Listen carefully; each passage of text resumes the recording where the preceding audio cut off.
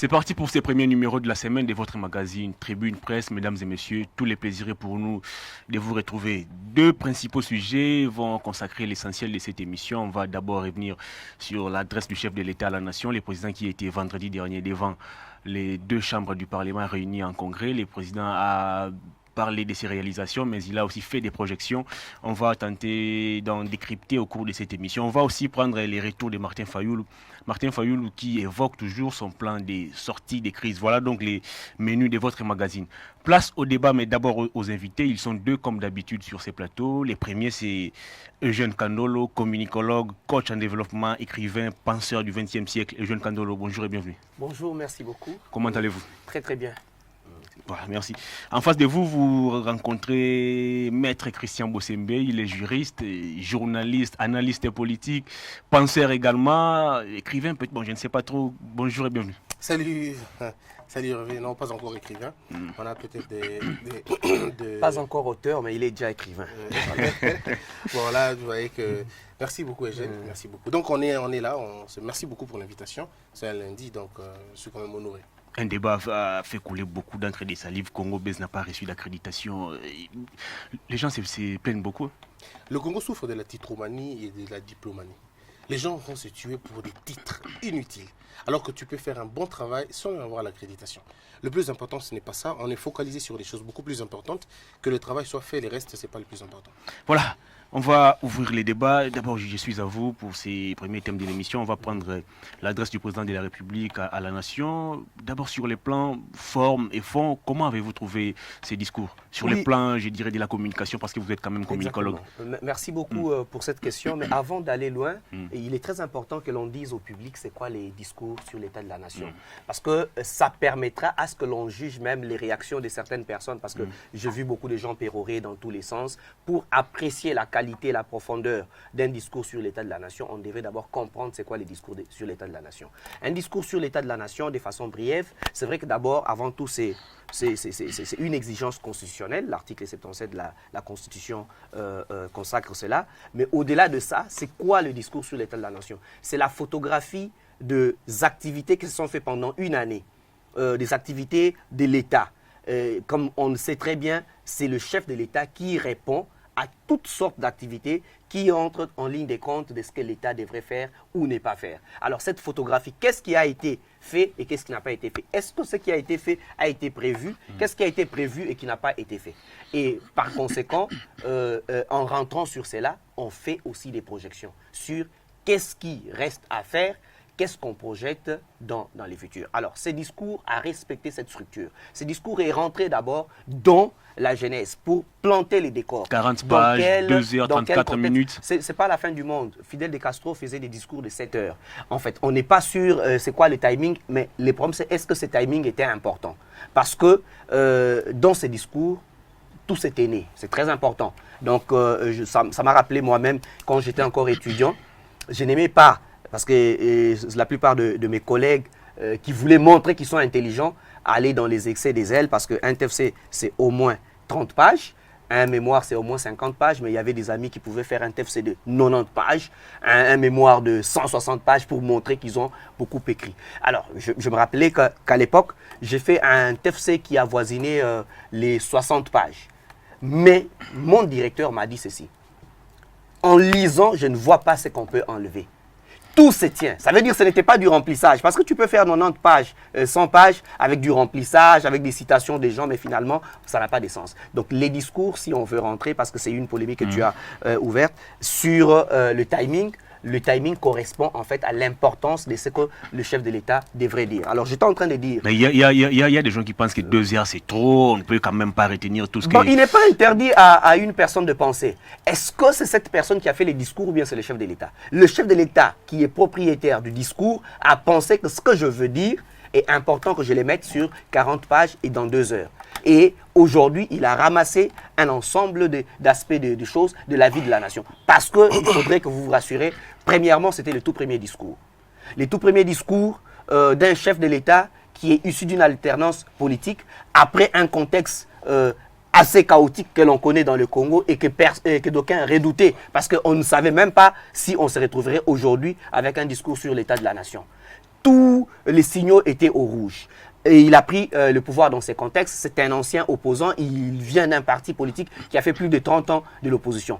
Il y a tous ces décors qu'il faut planter. C'est comme ça que j'ai dit dans un discours sur l'état de la nation, il y a d'abord les décors que l'on plante et après, on énumère un certain nombre de choses et puis on fait des projections. Malheureusement, la plupart des gens qui réagissent sur les discours parlent des promesses. Mais les promesses étaient une partie de ces discours. On ne peut pas faire un discours sur l'état de la nation s'il n'y a pas de promesses. De même qu'on ne peut pas faire un discours sur l'état de la nation si on n'a pas évoqué d'abord ce qui est, comment ça se retrouve. Et ça, c'est très important à savoir. Donc, j'étais en train de dire, sur le plan de la forme, le discours correspond en fait à la dialectique en fait d'un discours sur l'état de la nation et les discours transmet en fait l'état d'esprit du chef de l'État. C'est quel état d'esprit? Quelqu'un de conciliant, quelqu'un qui est conscient que les choses ne sont pas encore aussi stables dans le pays.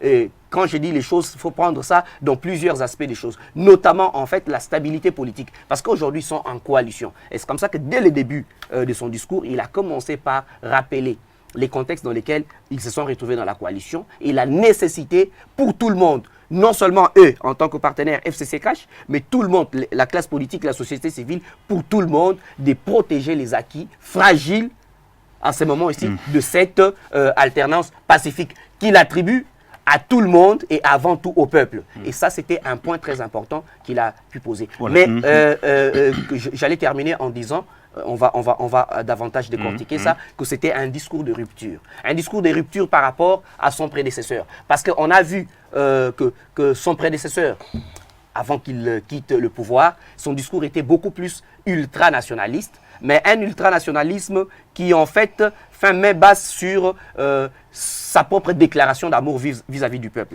Alors qu'ici, il y avait un Fachi qui s'est présenté en quelque sorte comme une sorte de citoyen du monde, quelqu'un d'ouvert, mais dans cette ouverture, la place de l'amour qu'il porte pour son peuple et pour son pays, on pouvait la ressentir parce que en fait, c'est un discours qui a touché chacun de nous et par conséquent, ça valait la peine que ça soit dans 40 pages. Je vais revenir à vous, Maître Christian Bossembe. Il y a certaines langues qui estiment que le président a fait un discours creux, un discours vide d'essence.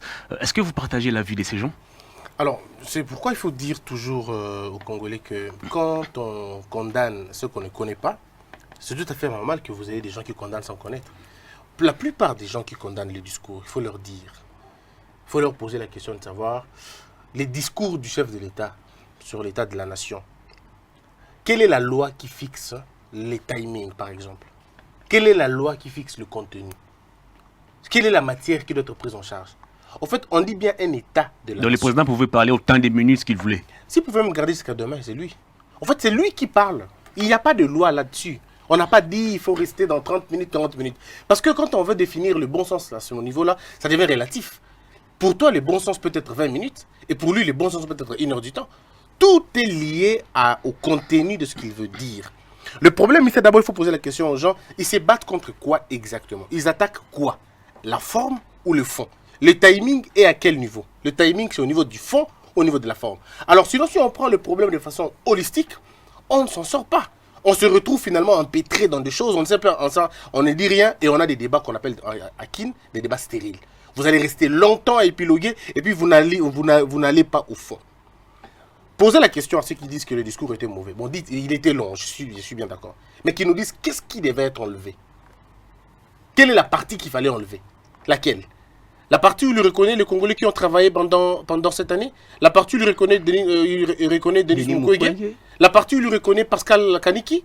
La partie où il reconnaît les gens qui ont longuement travaillé dans ce pays, qui étaient dans l'anonymat? Les motions contre les gouverneurs? Quelle partie? Est-ce que la partie où il reconnaît que le député... Il a évoqué la gratuité de l'enseignement. Il y a certaines langues qui estiment que la gratuité de l'enseignement, c'est une utopie. Les présidents, des fois, plutôt parler de l'allègement des frais de scolarité.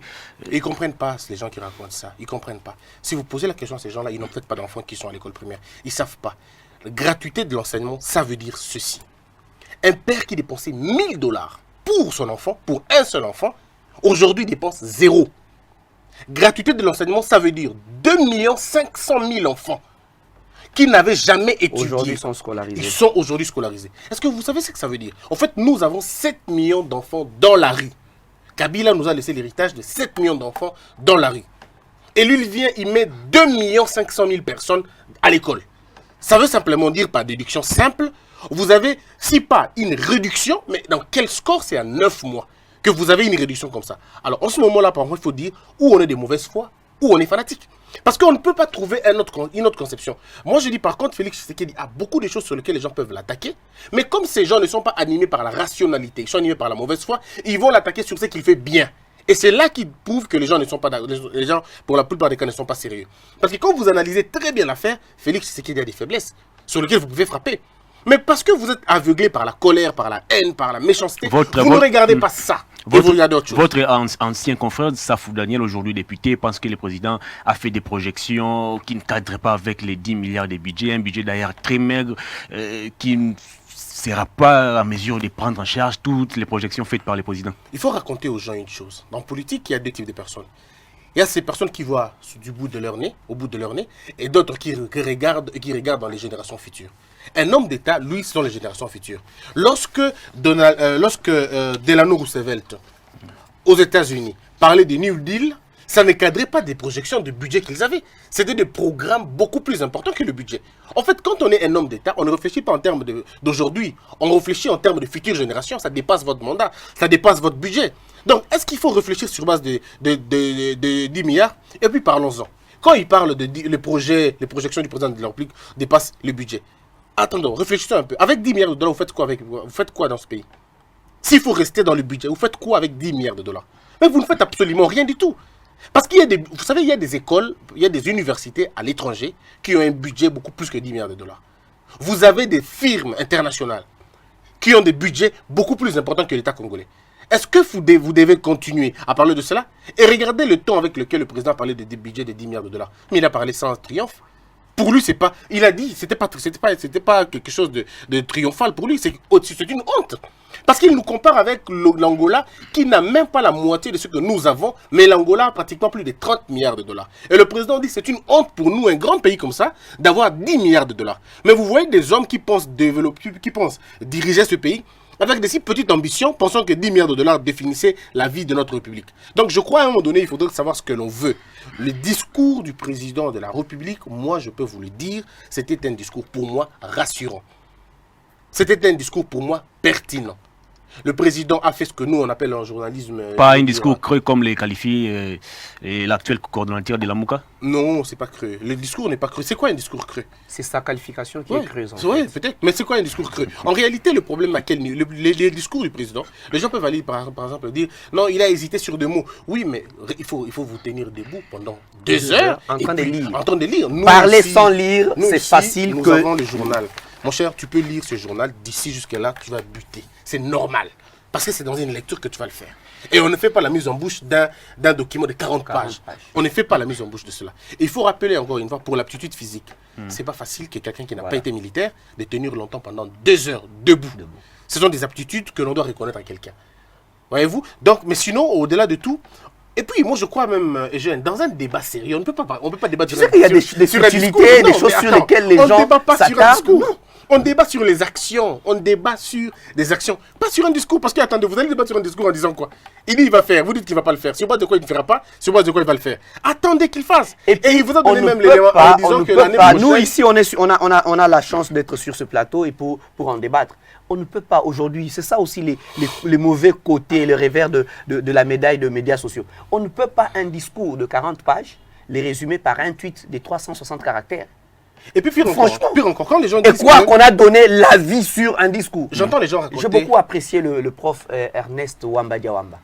Il a pris un temps de faire un résumé et puis il a dit ce n'est qu'une première opinion. Ce résumé, il a pris une sorte de demi-page où il analyse 2 points et il démontre avec rationalité. Permettez à Christian de conclure. Je voudrais vous dire, quand les gens disent que mais ça fait quand même 2 heures, les gens vont se fatiguer et tout, mais c'est pas pour rien qu'on a mis les documents de façon, on a mis ça sur électronique, on a mis ça en dur, pour que pendant 2 heures, si vous n'avez pas écouté, parce que même si vous écoutez pendant 30 minutes, vous ne retiendrez pas tout. Le cerveau ne retient que pendant 7 minutes. Après 7 minutes, le cerveau commence à prendre les grandes lignes et sélectionner ce qu'il doit sélectionner. Vous, on vous donne sur écrit, en électronique, en dur, on vous le donne pour que vous ayez le temps de réfléchir. En principe, je crois que ce que l'opposition faisait à l'époque de Kabila, les gens continuaient avec cette même habitude. Je me rappelle encore, la CENI publiait un calendrier de pratiquement 30 pages.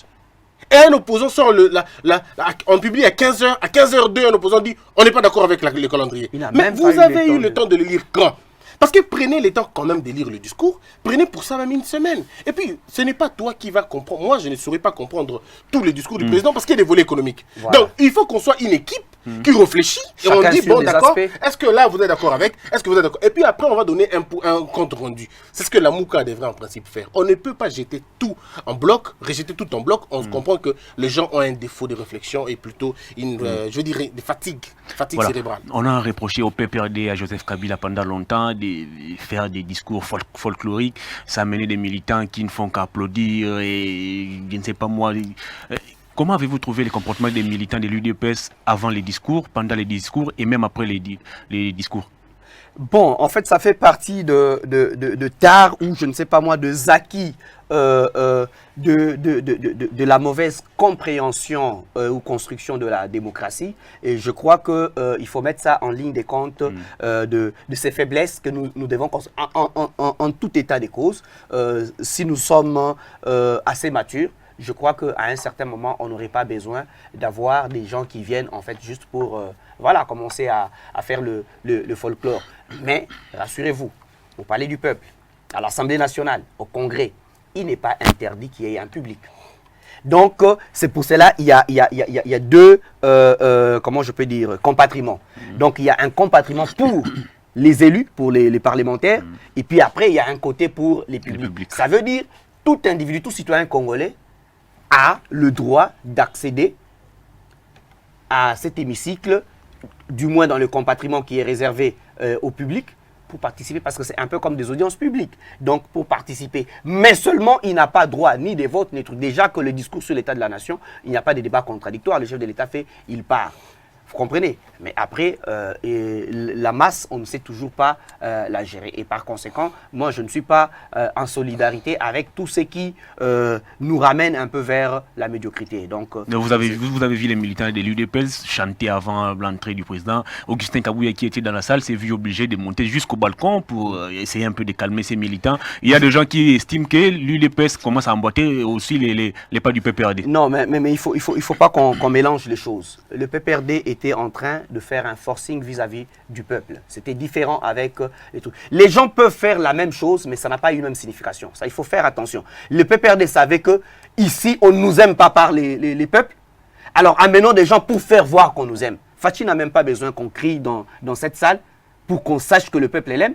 Donc, deux actes similaires peuvent avoir deux significations différentes. Pour le PPRD, c'était une sorte de se faire une conscience tranquille. Parce qu'on sait que si on sort, on n'a pas les peuples avec nous. On est en déphasage avec le peuple. Et par conséquent, on doit s'octroyer un groupe de gens pour montrer qu'on nous aime aussi.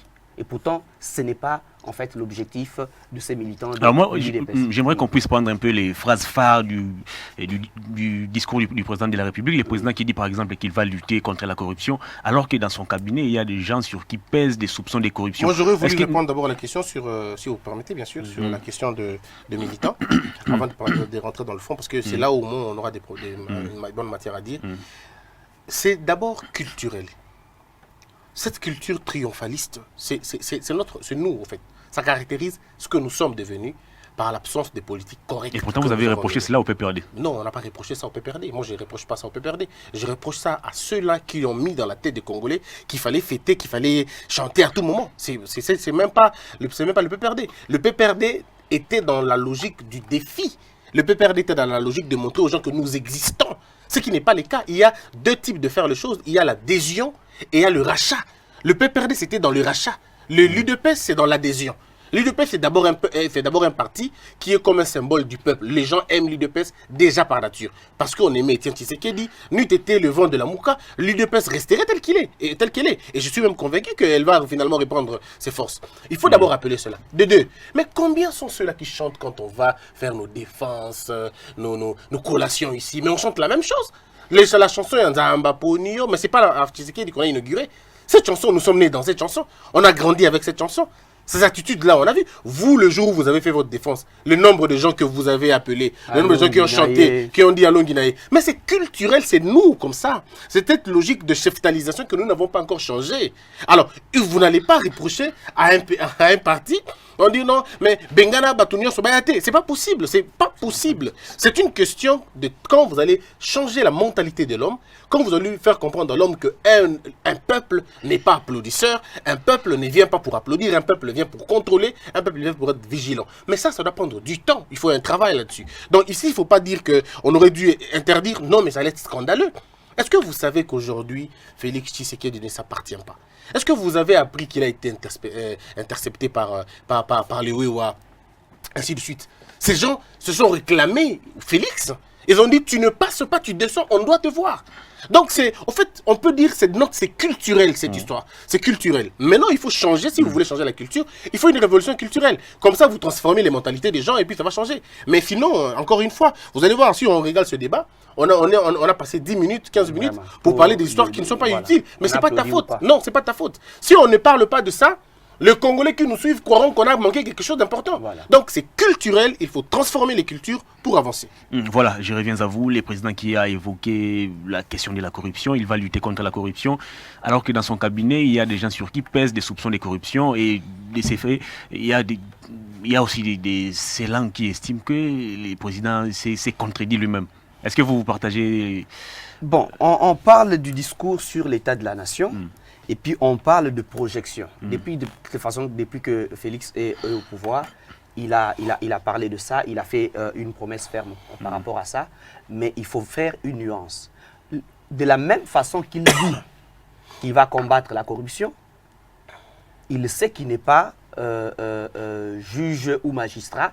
Il y a un certain nombre de prérogatives qu'il va faire et il faudrait qu'il soit en dehors. Il ne doit pas s'y mixer dans la justice. Il va mettre en place une structure qui aura pour mission de traquer... Laisse-moi continuer. Ce qui est important de savoir, ce n'est pas Félix entre au pouvoir aujourd'hui. Il avait dit en d'autres mots, il avait dit qu'il ne va pas fouiner. Qu'est-ce que les gens veulent? Les gens veulent que quand Félix dit qu'il va lutter contre la corruption, qu'il les fasse selon ce qu'eux ils pensent dans la tête. Or, on ne peut pas faire de choses sans y mettre de la sagesse. Imaginez qu'aujourd'hui, Félix, qui prend le pouvoir, qui n'a pas la majorité au Parlement, c'est les FCC qui s'est octroyé la majorité à sa manière, il se retrouve là-bas, il dit on va fouiner, parce que, pour prendre ces mots, il n'y a aucun des hauts cadres de FCC et du PPRD qui sera épargné, et même de la Mouka, parce que tous viennent de trucs. Les Mouzito, le je ne sais pas moi, le Kamitatu, tous ces gens-là. Parce que si on regarde au prorata de leur salaire en tant que ministre, ou député, ou je ne sais pas moi quoi, qui ne sont pas des hommes d'affaires, ou on ne connaît pas des affaires traçables qui sont en train de faire, et la richesse qu'ils ont acquis, ça veut dire on va mettre tout le monde en prison. Et comment ça se passe? C'est un chaos. Est-ce qu'on doit créer un chaos parce que juste on veut combattre la corruption, ou bien on doit mettre des stratégies sages en place pour y aller progressivement et atteindre des résultats? Et c'est comme ça que pour lui, ça c'est dans la vision de Félix, il pensait qu'on pouvait faire table rase. C'est comme ça qu'il avait utilisé sa formule, on ne va pas aller fouiner. Et maintenant, aujourd'hui, un peu comme cette histoire de viol des mineurs, il ne faut pas que la question devienne une sorte de piège où les gens veulent se mettre des pots de banane, où on piège Christian parce qu'on ne veut pas de sa tête pour qu'absolument on enlève de là. Et du coup, en fait, ça devient un chantage de la corruption. La corruption, il y a des allégations. Oui. Mais est-ce qu'on a déjà prouvé que cela est établi, que la personne qui jouissait de sa présomption d'innocence est incriminée? Ça, c'est un autre fait. Et il y a une procédure par rapport à ça. Je crois que Christian en parlera davantage. Donc, il faudrait que les choses se fassent méthodiquement, mais avec sagesse. Sinon, en fait, c'est un peu comme quand les gens disaient allez, que Félix se sépare de Kabila brusquement comme ça. Kabila qui avait l'armée quand Félix est venu, il était civil, il ne comprend pas comment ça fonctionne, le renseignement et trucs. En fait, c'est des gens qui veulent que les pays puissent juste s'embraser. Il faut faire des choses avec sagesse. Il faut faire des choses avec méthode. Il faut faire des choses avec amour du pays. Il ne faut pas juste parler pour parler, défier quelqu'un ou bien le piéger parce qu'en fait, il a dit que je vais lutter contre la corruption. Allez, vous vous réveillez le matin, il commence à faire la chasse aux sorcières et du coup, après, on n'aura pas la paix, on ne sera même pas sur ces plateaux ici. Est-ce que vous ne pouvez pas aujourd'hui être content de vous dire que 8 mois après, on n'a jamais connu le problème des coupures d'Internet. On n'a jamais connu de coups de feu, il n'y a pas de répression. Donc, on s'habitue à autre chose. Consolidons ça. Mais est-ce que j'ai dit qu'il faut consacrer maintenant l'ère de l'impunité? Non. Il faut faire des choses avec méthode, avec sagesse et y aller progressivement. Voilà, le président promet de mettre en place une structure pour lutter contre la corruption. La question que moi je me pose, pourquoi ne pas donner plus d'énergie à la justice en lieu de place de mettre en place une structure pour lutter contre la corruption? Est-ce que ça ne risque pas d'avoir des problèmes avec la justice ou je ne sais pas moi, un conflit de pouvoir? Alors, il a répondu à votre question, le président. Il a dit, nous regardons tous dans la même direction, mais les moyens d'y parvenir parfois nous opposent. Nous avons tous besoin d'une justice efficace. Si le président estime que c'est en nommant une agence qui pourra faire avancer les choses, bon, c'est à lui de voir. Mais s'il estime que c'est en renforçant la capacité de la justice que ça va faire avancer les choses, c'est à lui de voir. Mais le problème ici, c'est quoi? C'est que tous nous avons besoin d'une justice forte. Je répondrai à votre question. Mais laissez-moi vous dire une chose. Les gens sont nostalgiques de la dictature. Les gens sont nostalgiques de la dictature. En fait, les gens veulent voir un Tshisekedi, c'était Kabila. Les gens veulent voir Kabila en Tshisekedi. Et c'est comme ça que les gens ne marchent, les gens ne comprennent pas. Tant que Fachi ne sera pas là en train de frapper, parce que les gens veulent que lui frappe, que Félix Tshisekedi se réveille sur l'instruction du président de la République. Mais attendez, vous êtes un pays de 26 provinces. Aujourd'hui, tout le monde donne ces chiffres, on est pratiquement à 100 millions d'habitants. Si nous devons faire la politique d'arrêter tout le monde, mais il n'y aura pas assez de place, même dans nos prisons, il n'y en aura pas. Parce que nous sommes impliqués dans la corruption d'une manière ou d'une autre. On est tous impliqués d'une manière ou d'une autre, si pas directement, indirectement. Si nous n'avons pas un frère qui est dans le vol, on a une soeur qui est dans la corruption, on a un ami qui est lié. Donc on est dans tout ça comme ça. La corruption, nous devons d'abord nous dire que c'est un mal qui nous a détruit, qui nous a rongés, qui nous empêche d'exister. Combattons-la de façon unanime. Nous tous en tant qu'État, en tant que peuple, on commence d'abord par bannir notre comportement, le mauvais comportement bien évidemment. Et c'est ce qu'on appelle la politique de la carotte. On a l'éducation d'un côté, la sanction de l'autre côté. La plus belle impunité, disons, le plus bon combat de l'impunité, c'est la justice. Lorsqu'un homme veut faire de la justice son bras séculier, rassurez-vous d'une chose, dites bienvenue au nouveau dictateur. Nous devons dire ce que nous voulons vraiment. Si vous voulez que Fachi soit celui qui frappe à tout moment, il se réveille un matin, il arrête ceci, il arrête cela, eh bien vous aurez des problèmes. Ce qui va se passer, c'est qu'il arrêtera tous ses adversaires, mais jamais ceux qui seront avec lui. Donc si c'est ce que vous voulez, eh bien il peut le faire. Vous savez, c'est très facile de devenir dictateur, hein, mais c'est très difficile d'être démocrate. Très difficile. Quand on vit dans un pays, on était habitué comment ici chez nous. Quand il y avait des grands mouvements de révolution, on coupait Internet. Et je ne l'ai dit. Mais aujourd'hui, quelqu'un peut venir, il fait sa campagne, et il y a même des relais, de messages de relais, parfois de fausseté. Qu'est-ce qu'il raconte sur Internet? La même de combien de fois, Thomas Lowaka, ou aussi c'est Okunji, combien de fois ils ont coupé l'Internet, soit disant qu'on est en train de balayer des fausses informations. Mais aujourd'hui, ces fausses informations continuent. Où avez-vous vu quelqu'un arrêter, dire que, Katinga connexion, Katinga connexion? Non, c'est-à-dire que la corruption, il ne faut pas la regarder comme un fait que les autres font. La corruption, il faut le regarder dans deux faces. Il y a le corrupteur, et puis il y a le corrompu. Ce sont les deux acteurs qui font de la corruption. Le jour où nous allons réussir à rabattre un seul, il n'y aura plus de corruption. Parce que la corruption est une infraction qui se commet à deux. Le jour où on arrivera, pas à arrêter tout le monde, mais le jour où on arrivera à décourager l'un d'entre eux, l'infraction de la corruption tombe. Parce que s'il n'y a pas de corrompu, le corrupteur va faire quoi? Qui va-t-il corrompre? Bon, s'il n'y a pas de corrupteur, le corrompu sera corrompu par qui? Par personne d'autre. Donc, notre but, c'est d'attaquer un seul de ces agents de la corruption. Ça, c'est de un. De deux, maintenant, au niveau de l'appareil judiciaire, nous sommes un État, une république qui consacre ce qu'on appelle la séparation de pouvoir. Le pouvoir judiciaire, dans l'idée du président Félix Tshisekedi, il a si bien dit, quand il était à Genève, je n'invente rien, il a dit, je ne ferai pas la politique du président, pardon, la justice du président ou la justice de la présidence. Il faut que la justice fasse son travail. Mais là, le président fait appel à qui? Le président fait appel aux magistrats et aux juges. Ils doivent être courageux. Qui les a interdits de poursuivre? Personne. Ils ont eux-mêmes leur autocensure dans la tête. Ils ont arrêté Mike Mukebe qui était député. Ils l'ont arrêté, ils l'ont mis en prison. Qui les a arrêtés pour ça? Ils ont arrêté Doli Makambo. Qui les a arrêtés pour ça? Non, le problème ici, c'est que nos juges eux-mêmes doivent être indépendants au niveau de l'esprit. Mais parce que la manière dont ils sont arrivés au pouvoir judiciaire, certains de ces juges, ils ont été nommés, ils ont encore entre eux cette gratitude-là malsaine. Ils ont cette gratitude en disant, bon, qu'est-ce qu'il va dire? Est-ce que si je procède de cette façon? Monsieur Kabila, jusqu'à aujourd'hui, n'a jamais déclaré ce bien. Au détriment de l'article 90. Mais qui est ce procureur général qui s'est levé un matin et dit je vais l'inviter? Qui l'a interdit? Alors, vous allez vous rendre compte que le problème, c'est d'abord au niveau de notre état d'esprit. Il faut que ça change. Les juges et les magistrats doivent comprendre que nous ne sommes plus à l'ère de la colonisation. Alors répondez à ma question. Est-ce que la création de cette agence pour lutter contre la corruption ne risque pas d'être en conflit avec les pouvoirs judiciaires? Alors, au cas où cette agence était mise en place, que deviendra le procureur général de la République? Non, d'abord, cette agence qui sera créée, s'il faut aller dans la logique du président, cette agence qui sera créée n'aura pas l'autonomie. Est-ce qu'elle ne risque pas de souffrir comme il s'appelle, le professeur Louzolo? Non, ça ne sera pas comme effectivement Louzolo, parce que le président l'a dit qu'il n'était pas d'accord avec la procédure de Louzolo. Il fallait donner ça beaucoup plus d'autonomie, beaucoup plus de force. Mais l'autonomie qu'ils ont, et ils n'emprisonnent pas. Et ils prennent les gens, ils amènent ces gens au niveau de la justice, du pouvoir répressif. En fait, cette agence va dépendre de l'appareil judiciaire. Alors pendant ce temps, que deviendra le procureur général de la République? Mais il est toujours là, le procureur. En fait, ces gens sont comme des bras.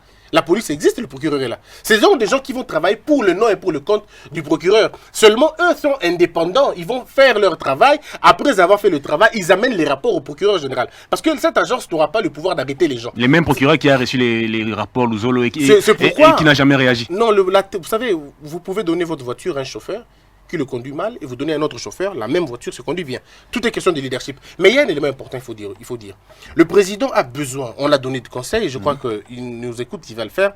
Le président a besoin de changer le conseil supérieur de la magistrature. C'est là son arme. S'il s'assoit là-bas, Laurent Désiré Kabila l'a fait. Laurent Désiré Kabila, en arrivant au pays, il a chassé 500 magistrats qu'il estimait des véreux. Il les a chassés. On a compris après que ce n'était pas vraiment des véreux, c'était des gens qui n'étaient pas avec lui. Il les a tous chassés. Félix Tshisekedi n'hésitera pas une seule seconde de le faire. Il attend son temps. Mais attention, tout changement brusque, je vais dire, tout changement brusque porte les germes de sa propre destruction. Il faut placer d'abord les choses. On ne remplace pas les choses par le vide parce que la nature a horreur du vide. Vous ne pouvez pas remplacer les gens sans penser remplacer. Donc ici, il faut d'abord une politique de recrutement. Le président d'abord lui-même doit se définir quel est le magistrat qu'il veut avoir, quel type de juge on veut avoir. Quand on aura défini l'homme de juge que nous voulons avoir, et puis on va changer beaucoup de choses. Mais sinon, directement comme ça, on risque d'avoir des Le président a évoqué également les rétablissements du deuxième tour de la présidentielle. Est-ce que vous pensez que cela puisse être la solution aux problèmes liés aux élections? Parce qu'en 2006, on avait 2 tours des élections, mais on a créé à la crise de légitimité. Déjà, 2011. les législateurs. Donc, si on interroge l'exégèse, l'esprit du législateur avant 2006 était celui-là. Parce qu'en fait, ça crée de l'équilibre et ça renforce la légitimité du président élu. Aujourd'hui, on ne serait pas dans des polémiques de quelqu'un qui donne 3 chiffres à lui-même. Il a gagné en même temps avec 63, en même temps avec 44, en même temps avec 54. Finalement, on ne sait rien. Alors qu'on sait que, vu la taille du Congo et sa structuration géopolitique, c'était difficile pour un monsieur de cet acabit d'arriver à ce genre de pourcentage. Les deuxièmes tours renforcent la légitimité du président élu. Parce que les deuxièmes tours impliquent que le président doit être élu avec 50 plus une voix. 50% plus une voix. Ça veut dire quoi? Il a au moins la moitié de votants qui a jeté leur dévolu sur eux. Quand un président est élu, par exemple, avec 17%, c'est quoi sa légitimité? Quand un président est élu avec 20%, 23%, 40%, donc il faudrait qu'il y ait au moins la majorité des gens qui ont jeté les dévolus sur le président. Mais des deux, c'était une disposition qui existait et qu'on a fait sauter. Parce qu'il fallait, comment je peux dire, satisfaire les intérêts d'un individu à l'époque. Et ici, c'est juste rappeler au bon sens, qu'on retourne à notre bon sens initial. C'est simplement cela. Et parce que cela a été conçu de manière à ce que ça puisse créer une stabilité aussi des institutions. Ça puisse aussi élaguer plusieurs, j'allais dire, frustrations d'ordre social, parce que l'élection devrait effectivement être un lieu d'ancrage social de la personne qui est appelée à diriger l'ensemble du pays. Et comme par conséquent, c'était conçu comme ça, il faudrait qu'on rentre. Non seulement c'est la volonté du chef de l'État, mais c'est la volonté exprimée de la plupart des gens qui aiment le pays. Et même ceux qui avaient poussé à l'époque à faire cette bévue plusieurs regrettent. Surtout ceux qui ne sont plus, qui se sont plus retrouvés dans ce pouvoir. Ils sont aujourd'hui dans l'opposition. Exactement, plusieurs regrettent. Certains. Donc, notamment, je crois, Lutundu, là, Christophe. et les pauvres Tubankala là, et les trucs. Donc aujourd'hui, je crois qu'ils ne savent pas se regarder dans le miroir. Ils savent comment ils ont amené les Congos dans cette bêtise-là. Mais aujourd'hui, c'est une opportunité, le chef de l'État l'a dit. C'est une opportunité, mais il y a d'autres questions qu'on se pose. C'est bien, lui, il a proposé ça. Le FCC a la majorité. Est-ce que le FCC voit ça de même œil que le chef de l'État? Est-ce que ça leur arrangerait? Parce qu'en fait, le chef de l'État, il faut aussi souligner qu'en disant cela, il ne se voit pas que lui, il voit le Congo. Parce qu'en fait, il ne le fait pas pour lui. Ça veut dire qu'il le fait pour tout le monde. Et ça, c'est ce qui est intéressant. Mais est-ce que ses alliés du FCC le voient de cet œil-là? Et il n'a pas parlé que du deuxième tour. Il a parlé de plusieurs dispositions constitutionnelles. Et il a insisté sur le fait que chacun de nous avait les devoirs de veiller à ce que les articles verrouillés ne puissent pas être touchés. Et est-ce que c'est l'avis de tout le monde? C'est une question qu'il faut poser. Mais parce que c'est le chef de l'État, il peut être à la base d'une initiative, ça peut venir du Parlement, mais il faudrait que cela soit renforcé dans l'opinion publique et que les peuples l'y accompagnent pour que cela puisse effectivement avoir lieu. Est-ce que dans un Parlement où les FCC est majoritaire, vous voyez cette famille politique accepter facilement qu'on puisse revenir à 2 tours des élections? Pourquoi ils ne peuvent pas accepter? Il peut y avoir un référendum populaire. Il y a plusieurs façons d'y arriver. Et ça sera une occasion de faire voir au public et à l'opinion nationale et internationale qu'il y a des gens, en fait, qui ont un agenda qui n'est pas dans le sens de ce que le peuple attend. Et malheureusement, ça sera pour eux un piège de plus dans leur comportement à s'exposer sur leur velléité à ne pas faire ce qui est la volonté du peuple, mais à vouloir rester là par défi. Et ça, c'est dangereux. J'ai reçu sur ces mêmes plateaux votre confrère Nico Fall qui estime que dans un passé récent, l'UDPS s'était opposé à toute révision constitutionnelle. Aujourd'hui que le président veut emboîter les pas, d'abord le rétablissement du deuxième tour de la présidentielle, lui il pense que l'UDPS s'inscrit dans la logique de la contradiction. Qu'est-ce que vous en pensez? Bon, vous savez, c'est décidé. Tout le monde peut voir la contradiction où il n'y a pas de contradiction. Il n'y a aucun souci. Mais d'abord, il faut d'abord comprendre une valeur morale là-dessus. C'est la première fois qu'un président de la République remet son propre pouvoir en jeu. C'est la première fois. Le 2 tours, celui qui peut être considéré comme la première victime, c'est lui-même le président. Donc ici, vous avez quelqu'un qui dit, c'est comme un catcheur qui dit, je suis vainqueur, je viens de me battre, il vient de gagner à peine une élection. C'est-à-dire c'est quelqu'un qui vient de mettre quelqu'un KO, il est encore essoufflé, il n'a pas encore repris toutes ses forces, mais il dit quand même, je remets ma ceinture en jeu. Mais c'est une blague, c'est totalement osé. Mais il le fait parce qu'il n'a pas peur du pouvoir. Ça d'abord, c'est déjà un signe de quelqu'un qui n'a pas peur de perdre. Si ça peut faire avancer la démocratie, eh bien, il n'a pas peur. En fait, le 2 tours, c'est même la colonne vertébrale de la respiration d'une démocratie. Parce que ça arrête le débat de l'illégitimité. Le taux de participation à l'élection est un thermomètre de la volonté populaire de ces élections-là. Si vous avez un taux faible... Mais vous avez vu ce qui s'est passé ici en 2006 malgré les 2 tours des élections? Non, nous n'avons jamais eu des élections, vous le savez. Tout ce qu'on était, c'était des farces, des farces, des farces. Et aujourd'hui, celui qui est habitué à faire une farce, il est pris dans son propre piège. Et sa farce a tourné contre lui. Et c'est tout simplement ça. On n'a jamais eu des élections. En 2006, ce n'était pas une élection, c'était une parodie. En 2011, c'était une parodie. Aujourd'hui, les cartes ont changé. Ça veut dire que la personne qui tourne la magie se retourne contre lui. Parce qu'il a perdu une formule. Et comme il a perdu une formule, ça ne pouvait plus compter pour lui. Et donc aujourd'hui, les bénéficiaires de la magie en question deviennent quelqu'un d'autre. Et voilà pourquoi ils se taisent, parce qu'ils savent qu'ils ne peuvent pas raconter beaucoup. Parce que vous pouvez beau crier. Vous savez, aujourd'hui, si ce contrat de deal existait, vous pensez que ça n'allait pas sortir? Ça allait déjà ça sortir. Sortirait déjà. Ça allait déjà sortir. Déjà. Bien au contraire, on n'aurait pas eu des frustrations du type l'article de Jeune Afrique où les gens ne parlent plus au président de la CENI. Pas du tout. Parce Ça, que simplement que celui qui jouait avec le feu, c'est lui-même retrouver les mains dans le feu. Voilà. Et c'est là le problème aujourd'hui. Et Félix qui a le pouvoir qui dit, bon, moi je suis prêt à revenir. Et puis il faut dire aux gens qui disent qu'il veut revenir à la Constitution. Non, le président a proposé sa position ferme et il est revenu sur ça 2 fois. C'est en disant, vous, comme nous, rassurons-nous ici que personne ne va toucher aux articles verrouillés de la Constitution. Voilà. Mais est-ce que vous comprenez ce que ça veut dire? Ça veut simplement dire ceci. Même lui, Félix Tshisekedi, ne peut pas se donner une année de plus. Voilà. Mais c'est très difficile d'entendre Kabila parler de cela. Kabila a évité ces questions-là. À chaque fois qu'on lui posait la question, est-ce que vous allez vous présenter? Oh, la Constitution a dit... Mais ici, vous avez quelqu'un qui règle Donnez la copie de la Constitution à ma petite soeur. Oui, voyez-vous. Donc, un Congolais qui est quand même une petite soeur française et tout. C'est quand même compliqué. Mais nous devons faire comprendre aux Congolais ici que la Constitution était un enjeu important. La Constitution va fêter son 14e anniversaire. Et nous devons être là pour dire cette Constitution, contre les vents et marées, elle a existé. Elle a continué. Mais maintenant, est-ce que ça veut dire que la Constitution, elle est la plus belle? Non. Elle a des imperfections. Et le président en a parlé. Il a parlé de ce que moi j'appelle l'hypocrisie constitutionnelle. Nous sommes tous impliqués dans l'affaire de la nationalité. On a tous des frères, on a tous des sœurs. Alors pourquoi continuer à se cacher au lieu de regarder dans le droit dans les yeux et dire, bon, ouvrons cet article et essayons un peu de le faire. Mais même quand il le dit, il vous dit il faut un recensement. Il faut qu'on fasse un recensement pour savoir qui est congolais et qui ne l'est pas. Et puis, même si vous n'êtes congolais parce que vous avez obtenu la nationalité, mais à un certain degré de choses, vous ne pouvez plus parce que vous êtes pas congolais d'origine. Et je crois que c'est un débat national qui doit être ouvert pour qu'on en parle. Mais il n'est pas question de regarder dans les articles verrouillés. Alors moi, je me dis, où est le problème? Non, mais qui a peur maintenant?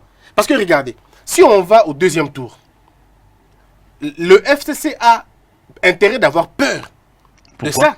Non, mais parce que si on va au deuxième tour, la Mouka et Cash vont se remettre ensemble. Ils vont obligatoirement se retrouver.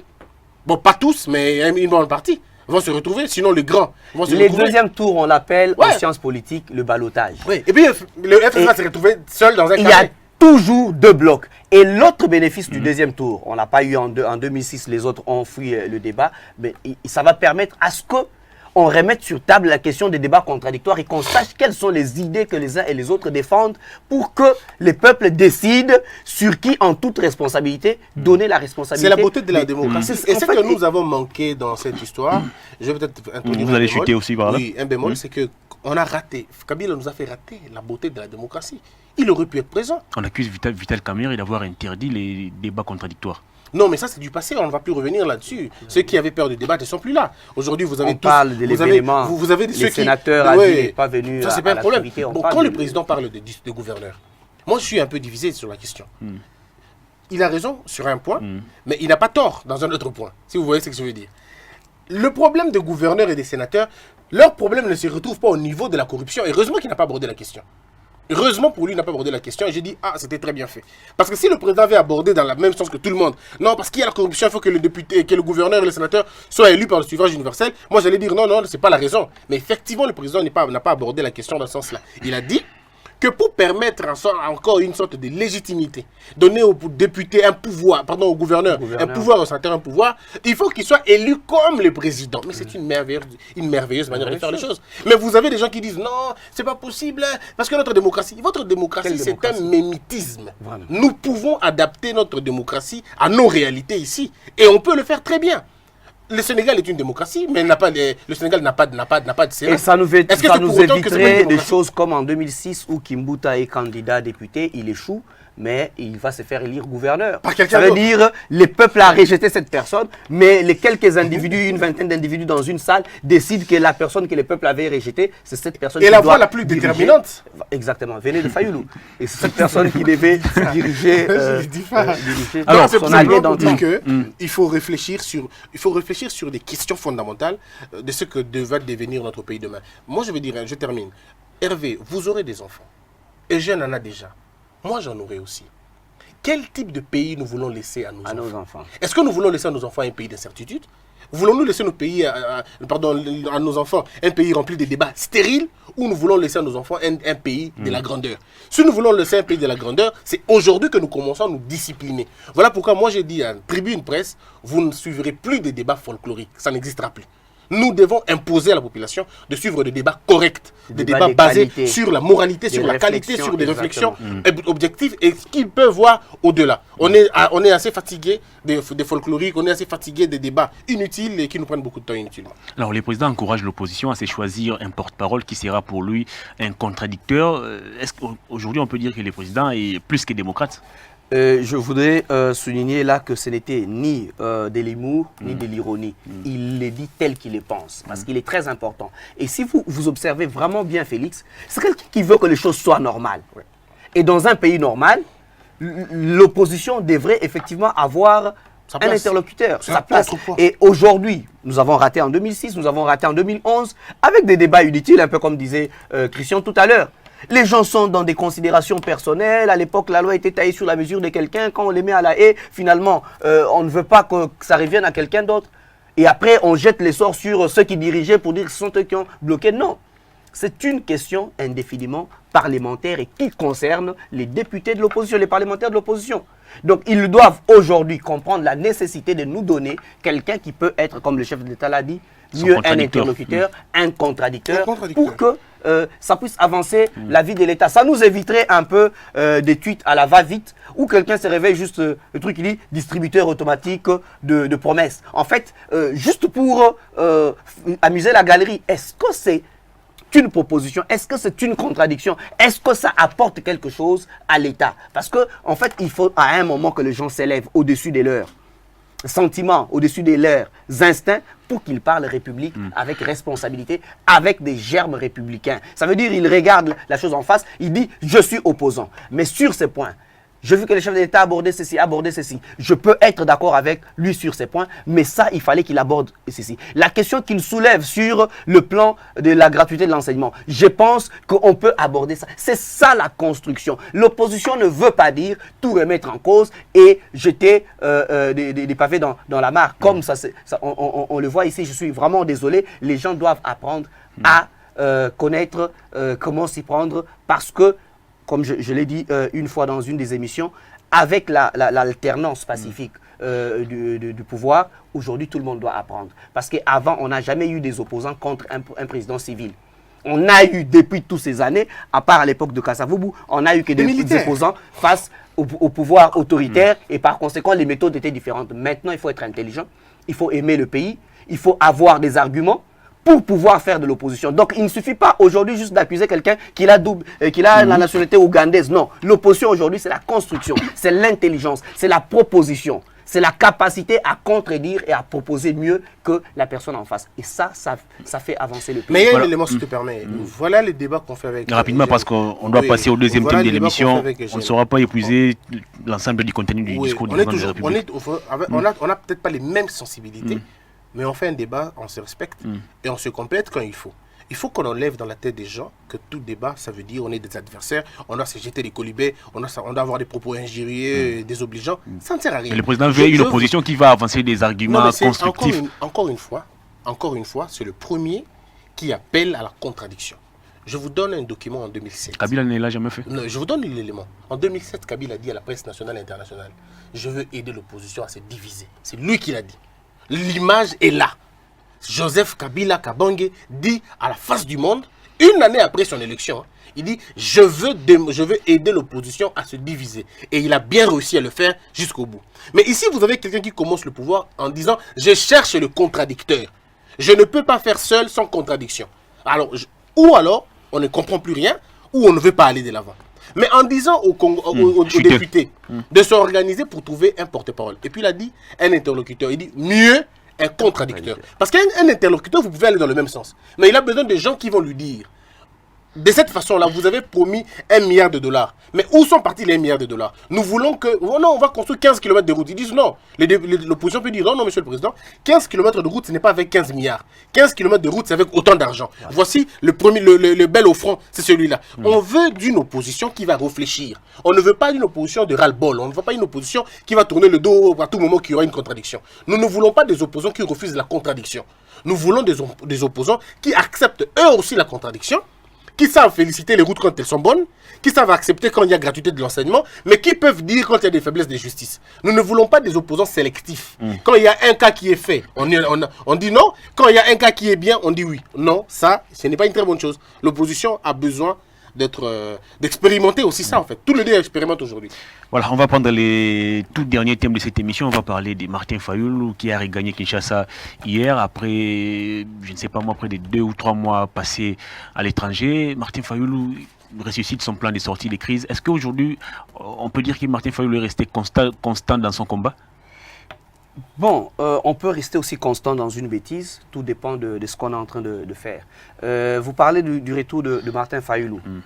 Je crois qu'il est important, le chef de l'État. On a chuté effectivement sur l'analyse. On ne s'est pas épuisé tout son discours en 60 minutes. De la contradiction. Non, je voulais juste faire le lien avec la chute et l'introduction en parlant du porte-parole de l'opposition. Je crois que c'est des bonnes guerres. Il y a cet appel du chef de l'État qui veut avoir un contradicteur et par conséquent, chacun doit sortir ses muscles. Je voudrais d'abord ici faire une analyse de communication, une analyse politique de l'acte de Martin Fayulu. Ce n'est pas pour la première fois que Martin Fayulu rentre au pays. Pourquoi en ces moments précis, Martin Fayulu préfère faire voilà, un accueil triomphal avec tout ça? Ce sont des éléments liés. Très dernièrement, Kaboun venait de faire une rentrée triomphale. Lui aussi à son tour, qui avait déjà voyagé depuis qu'il est vice-président de l'Assemblée, mais qui rentrait sans ces trucs. C'est parce qu'il avait été provoqué par les gens du PPRD et qu'il avait voulu faire une démonstration de force. Et on lui a donné l'opportunité d'entrer dans le carré restreint du Sphinx, de Félix, des Bemba, et des Fayulu qui, en revenant par Ndjili, ont drainé le monde. Ils ne sont pas nombreux et dans ces pays qui ont fait pareille chose. Et même le directeur de cabinet chef d'État ne l'a pas encore fait. Donc il a fait ses plans, mais rentrer en Ndjili, se faire accueillir seul, Kabound, par la bêtise de la mauvaise gestion de leurs sentiments de gens du PPRD, ils l'ont poussé à faire ça. Et par conséquent, il y a toujours un effet domino. Dans la politique, en fait, il faut sortir les muscles. C'est un peu comme dans l'arène de la politique étrangère, en fait, la politique internationale, dans les relations internationales. On nous raconte, on nous enseigne que les États-Unis, c'est une grande puissance. Mais un enfant qui est né en 2000, qui a aujourd'hui 18 ans, ne sait pas en quoi c'est une grande puissance. Donc il faut que Kadhafi provoque les États-Unis pour qu'ils profitent de l'occasion, pour que l'enfant qui était né en 2000 sache que la grande puissance, ça s'appelle frapper. Vous comprenez? Donc c'est comme ça, ce sont des actes politiques. Ce que Fayulu a fait, ça a toute une signification en communication et en communication politique. Il fallait qu'il fasse pour qu'il se rassure qu'il a encore une place. Surtout dans cette guerre des positionnements où on veut savoir qui va être le porte-parole de l'opposition. Même s'il n'a pas fait mieux que Kabound, mais il a quand même fait quelque chose. Il a fait quelque chose. Alors, que pensez-vous aujourd'hui de son plan de sortie des crises, lui qui se réclame président de la République, mais qui en même temps avance je ne sais pas moi, un plan de sortie des crises où il sera question de réformer les institutions. Est-ce que le monsieur tout à l'heure, c'est toi qui utilisais les mots constance. Et je suis heureux de voir comment toi-même tu constates la contradiction en fait dans les faits et les actes. Je disais tout à l'heure qu'il pose des actes politiques qui peuvent être politiquement corrects et compréhensibles parce qu'en fait dans la politique tout n'est pas moral. Vous comprenez? Mais en même temps, il ne faut pas que ces actes puissent vous faire paraître ridicules. Ce matin, il y a une dame qui m'écrivait, elle me disait son ras-le-bol. Elle dit que j'avais pourtant voté Fayulu. Mais depuis un temps, je me suis rétracté parce que je ne sais plus le suivre. Je ne comprends pas ce qu'il est en train de faire, c'est du folklore. Ça veut dire quoi? Combien de gens de cette nature se sont retrouvés dans ce cas de cette dame qui dit qu'elle est déçue par rapport à ce qu'il est en train de faire. Parce qu'à un certain moment, vous ferez des choses qui seront aveuglément suivies par des gens qui sont fanatiques, mais il y a d'autres personnes qui vont s'arrêter à un moment et disent « Mais tiens, je suis dans quoi ? Je suis en train de suivre quelle logique ?» Il y a une personne qui s'appelle président élu, mais en même temps qui tend la main en demandant qu'on lui fasse une sorte de faveur pour qu'on l'introduise dans un système où il va jouer un rôle par les gens qu'il contredit, mais finalement, il est en train de dire une chose et son contraire. Mais toujours est-il que pour le moment, j'insiste, l'acte que Fayulu est en train de faire a tout son sens politiquement parce qu'aujourd'hui, il doit effectivement se rassurer, c'est de faire de ceux qu'il avait portés. Ceux qu'il avait portés, on sait que c'est Bemba et Katumbi. Et il doit aujourd'hui se faire sa propre posture. En réalité, qu'est-ce qui se passe? Aujourd'hui, c'est Mouzitou qui est coordonnateur de la Mouka. Donc, ça serait Mouzitou qui devrait rentrer en triomphe. Mais pourquoi ce Fayulu? Il reste dans une logique d'une sorte d'hypothèse qu'ils ont fait et ils doivent aller dans cette logique-là pour rester cohérents. Mais malheureusement, ils ne savent pas jouer avec finesse dans cette cohérence parce qu'il y a des contradictions, des germes de contradictions qui se révèlent à chaque étape. Mais pour le moment, il joue bien son jeu parce que son retour, même si ce n'était pas mieux que Kabound, c'est quand même réussi et ça montre qu'il peut encore dynamiser des gens et il peut se battre avec Bemba et Katumbi dans la quête de ce poste de porte-parole de l'opposition.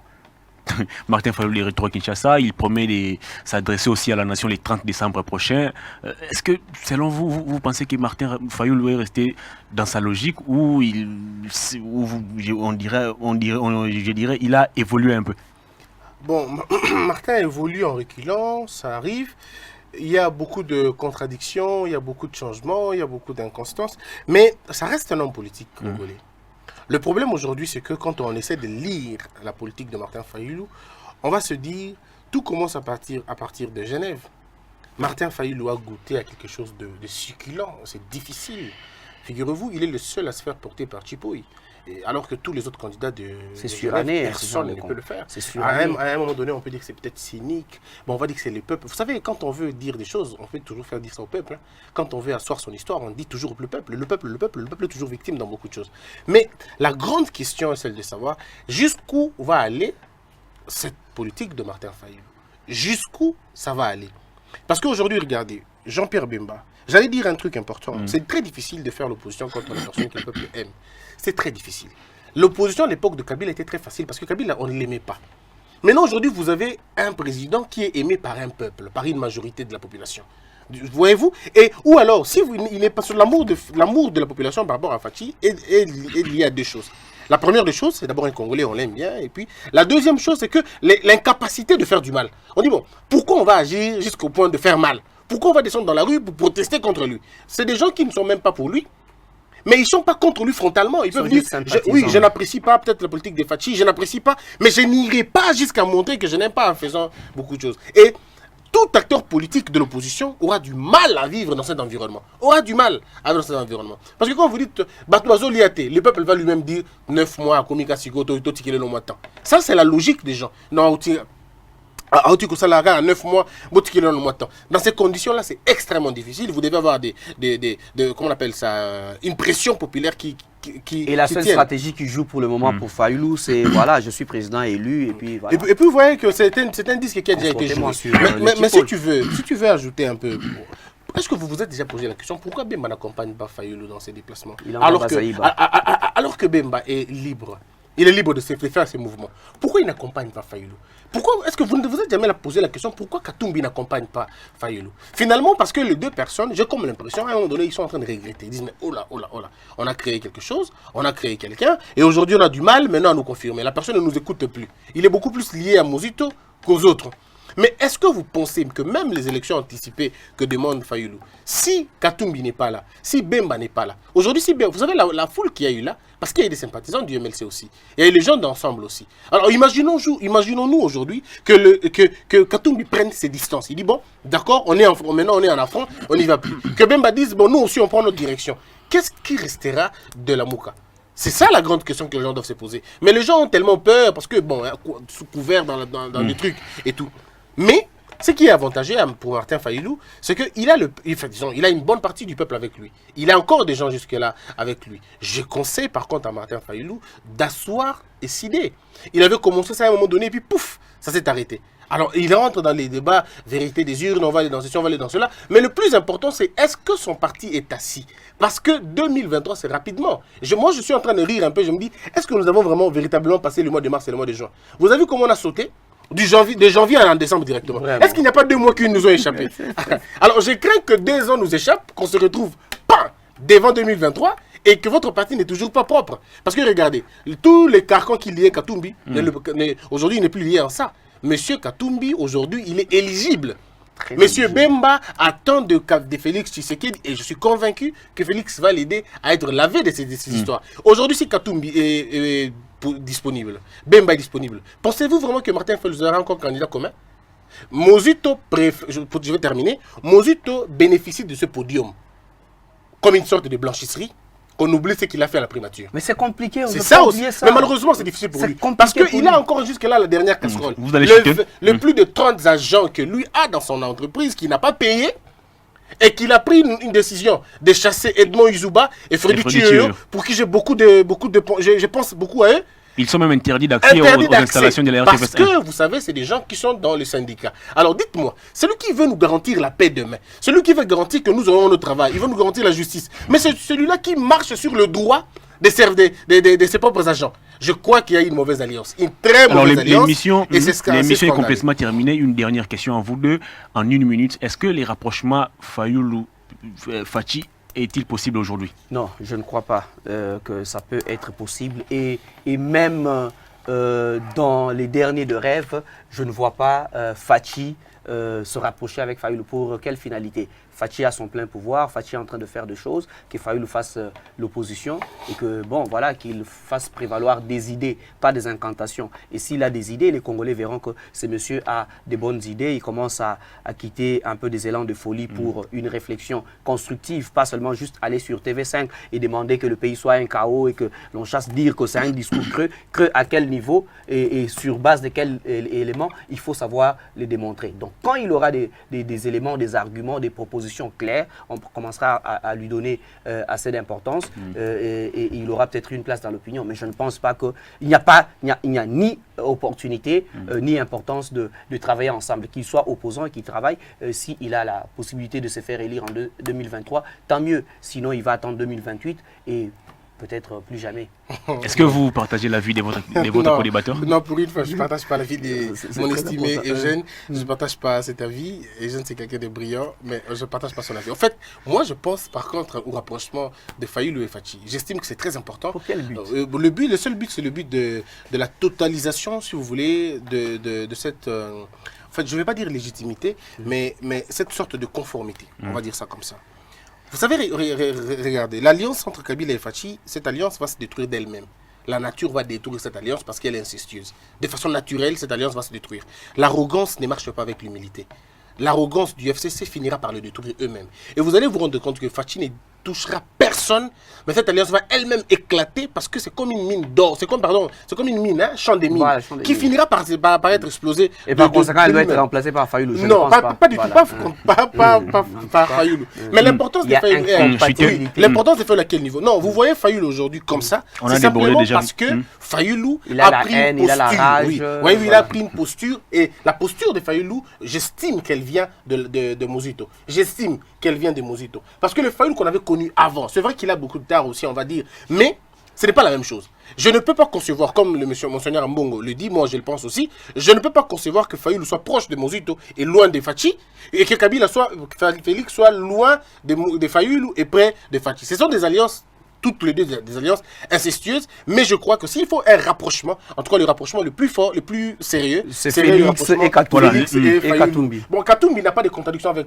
Fayoulou, avec Fachi. Katumbi est déjà, on va le dire, Katumbi est assez raisonnable avec Fachi. Bemba aussi.